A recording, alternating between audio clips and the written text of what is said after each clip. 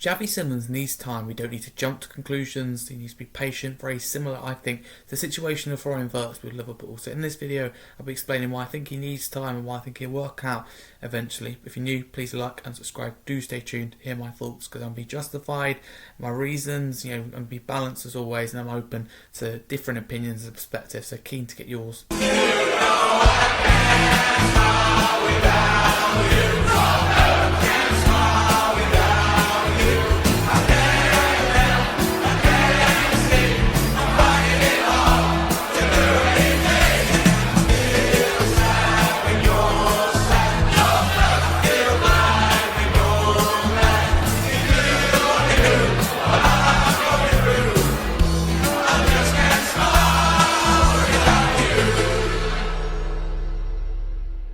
If you're new, please do like and subscribe. So Xavi Simons for me so far in his Spurs career, it's been a slow start. I think we've seen what I'd call glimpses, moments where he looks good, and I think he's got better in the last couple of games before the international break. Maybe the international break came at a bad time for him.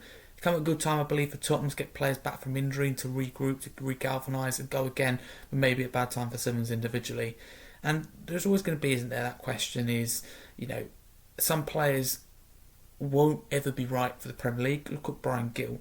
I think good player undoubtedly, as well as in professional football. I think he saw some good things before he joined Tottenham, but for me, he just wasn't right for the Premier League. He wasn't tough enough. I think he's better suited to that Spanish game, the Italian game, where he's not quite as physical. I think he couldn't cope with the speed and physicality of the Premier League, in particular the physicality, pushed off the ball, and Simons is pushed off the ball easily, but I think he has the skill to be able to make it work in the Premier League. So of course it is early days, but I'd call for patience. I think it's very similar to the situation of Florian Wirtz at Liverpool, where they spend big money, they know they get a gem, but it hasn't hit the ground running. And we should have an expectation of all players, and in particular signings, especially when you spend big money. That's right, that fans have an expectation, but they also should be given time. Keyword is supporters. We should get behind him, which I think we have majority of the time so far, but also Frank removing him in game. Although it's frustrating for him, it's frustrating for us fans to see this big money signing, this big player, probably one of our only quality players removed. At the same time, you've got to do what's best for the team. And the other day, bringing Paulinho on for him against Copenhagen, it's frustrating. It worked. It was the right thing to do. And even the other day, Man United, again, it's frustrating. It's his decisions, booed to bring on Tell instead. But at the same time, it changed the game. So Frank should be supported when bringing Simons off. But Simons, I think there's a genuine argument where you say, do you move him to that left-hand side while he gets up to scratch with the team, with the system? You could argue getting up to scratch with England. You could argue the Premier League, the system, Frank, the players, a load of things like that. I don't think it's an excuse, but it's an explanation to a slow start.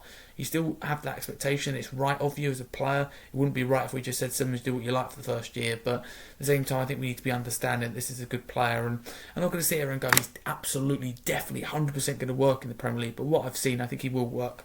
I think physicality, of course, is a problem, but I think you can have a lot of skill and get away with it. Whereas Gill, I think, was a tricky player, but he just purely was a lot weaker. As I see Simons, I just look at some back of the highlights, I like his drop his shoulder. I think he has really good skill and it could really work for him. Where it isn't fair on him is that we didn't replace Son, which is criminal, by the way, for a load of different reasons looking back. Right to move Son on, but we didn't replace him. So Simons has got this expectation when you're going, hang on mate, we're short of left wing, we could do the playing left wing, but also we both 10s are out in Kulusevski and Maddison. We didn't sign Eze, we didn't sign Gibbs-White, so we need you as a 10 as well. So I think Frank and probably the team have decided, look, where do we need you best? He's kind of almost doing both roles, which is unfortunate. I think for Simons, he's got to trust his gut a little bit more. I think when he's made mistakes in terms of giving the ball away or getting it wrong is when he's had too much time to think. Too much time to think and play the pass, and has got the pass wrong. I think footballers, and you've seen this with Simons, they're instinctive players. Their instincts are often right because they're class, they're good at their job, they know what they're doing. So they often need to go with these instincts. So Simons for me has struggled when he's had too much time to think. He's better just that rapid instinct, play the pass, do the turn. So we've seen in Simons with moments like Brighton when he come on, he looked very good.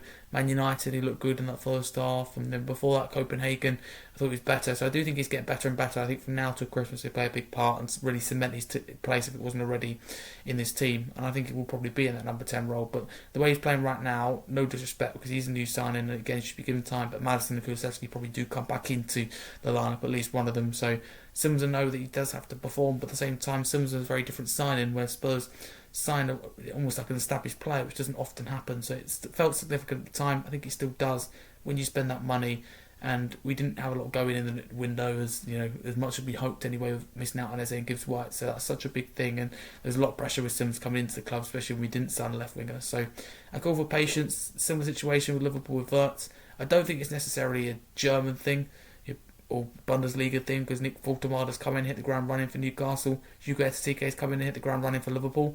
Could be, though, a thing about number 10s in Germany, or in particular in the Bundesliga, with Wirtz as well, and with Simmons. Just need a little bit of time. I just think the Premier League is so different.